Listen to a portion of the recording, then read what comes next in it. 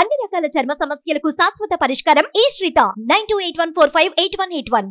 ఎంతో మంది అమరుల త్యాగ ఫలితం, ఎంతో మంది పోరాట ఫలితం, మన కేసీఆర్ గారి 14 ఏళ్ల ఉద్యమ పోరాట ఫలితం, చావు నోట్లో తలబెట్టి తెలంగాణ మన కేసీఆర్ తెచ్చింది.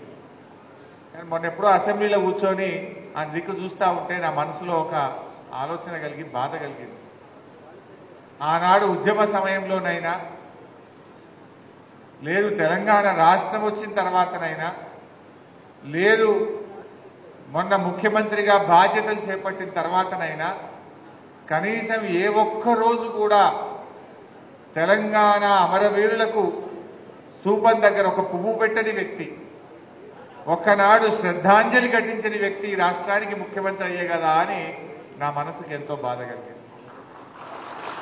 ఆ అసెంబ్లీలో కూర్చొని అధికు చూస్తే ఒక్కనాడు జై తెలంగాణ అనే వ్యక్తి, ఒక్కనాడు తెలంగాణ ఉద్యమంలో పాల్గొనని వ్యక్తి, ఒక్కనాడు అమరుల స్తూపం దగ్గర ఒక పువ్వు పెట్టని వ్యక్తి రాష్ట్రానికి ముఖ్యమంత్రి అయ్యే కదా అని నా గుండె నిజంగా బాధ కలిగింది. ఆ రోజు నా అసెంబ్లీలో కూర్చొని నాకు నేనే అనుకున్నా, ఒకనాడైతే మా తమ్ముడు యాద్ చేస్తుండు, ఎవడరా జై తెలంగాణ అనేది దమ్ముంటే రెండు రాని తుపాకీ పట్టుకొని బయలుదేరినాడు. అటువంటి వ్యక్తి రాష్ట్రానికి ముఖ్యమంత్రి అయ్యే కదా అని నాకు నేను అసెంబ్లీలో కూర్చొని నా మనసులో కొద్దిగా బాధపడ్డటువంటి సందర్భం. బట్ ఏదైనా ప్రజలు గొప్పవాళ్ళు, కాలం నిర్ణయిస్తారు. ఈ షాద్ నగర్ నియోజకవర్గం కూడా నిజంగా నేను ఇంత పెద్ద ఎత్తున మీరు వస్తారని అనుకోలే. మా అంజన్న నువ్వు వస్తేనే మీటింగ్ పెడతా అన్నాడు, నువ్వు వస్తావా రావా అన్నాడు. ఇక మా పటేల్ చెప్పినాక రానా, తప్పకుండా వస్తా అని చెప్పిన. సో ఇంత పెద్ద ఎత్తున దాదాపు 2 అవుతున్నా ఒక్క కార్యకర్త కూడా కదలకుండా ఇంత పెద్ద ఎత్తున వచ్చినటువంటి మా షాద్ నగర్ ఉద్యమకారులకు, కార్యకర్తలకు మరొక్కసారి శిరస్సు వచ్చి నమస్కారం తెలియజేస్తా ఉన్నాను. నిజంగా షాద్ నగర్ నాకు బాగా సంబంధం. ఆనాడు ఉద్యమంలో చూసేవాడిని. తెలంగాణ ఉద్యమానికి శక్తినిచ్చిన నియోజకవర్గం, పోరాట స్ఫూర్తిని చూపిన నియోజకవర్గం ఈ షాద్ నగర్ నియోజకవర్గం. ఆ రోజుల్లో ఎప్పుడు హైదరాబాద్లో కార్యక్రమాలున్నా ఇక్కడ నుంచి ఎంతో మంది మరి అక్కడికి వచ్చి తెలంగాణ భవన్లో కానీ, జలదృశ్యంలో కానీ, ధర్నాలలో కానీ, పోరాటాల్లో కూడా గొప్ప స్ఫూర్తిని చూపినటువంటి కార్యకర్తలు ఈ షాద్ నగర్ నియోజకవర్గంలో ఉన్నారు.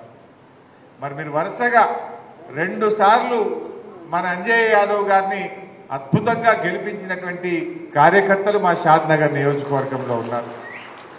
సరే, మొన్న కూడా దగ్గరికి వచ్చిపోయినాం కదా, అంత కొడితే 7,000. చాలా కష్టపడ్డారు మీరు అందరూ. ఆ కాంగ్రెస్ పార్టీ చేసిన మోసపూరిత వాగ్దానాలు అయ్యో అరచేతుల వైకుంఠం చూపించింది. ఇక రాంగన 2 లక్షల రుణమాఫీ, రాంగన 4,000 పింఛన్, రాంగన 2,500 రూపాయలు, వడ్ల అమ్ముకోకుని బోనస్ అని ఇట్లా ఎన్నో మోసపూరిత వాగ్దానాలు చెప్పినటువంటి కాంగ్రెస్ మాటలు నమ్మి కొద్దిమంది ఓట్లేసినారు, ప్రజలు ఓట్లేసినారు.